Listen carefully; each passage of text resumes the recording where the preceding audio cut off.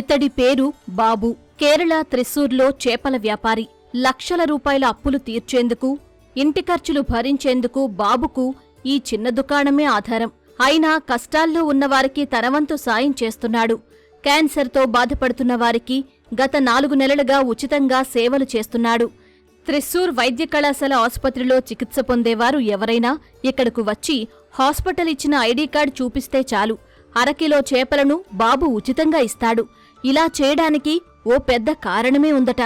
అతడి కుటుంబ సభ్యుల్లో ఒకరు క్యాన్సర్ బారిన పడ్డారు.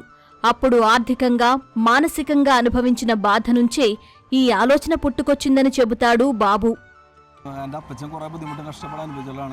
మా తాత ఎంతో కష్టపడటం చూశా. నాకు 10 నుంచి 12 ఏళ్ల వయసున్నప్పటి నుంచే చేపల మార్కెట్లో పనిచేస్తున్నా.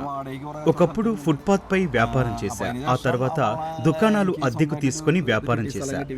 ఇప్పుడు నాకంటూ ఓ సొంత షాప్ ఉంది. లోన్ తీసుకుని ఇల్లు కూడా కట్టుకున్నా. నాకు 35 లక్షల రూపాయల వరకు అప్పు ఉంది. నేను మెడికల్ కాలేజీ రోడ్లో వ్యాపారం చేస్తున్నా. ఇక్కడ రోగులను చూస్తే చాలా బాధగా ఉంటుంది. వాళ్లతో పోల్చితే మనం అదృష్టవంతులం కాదా?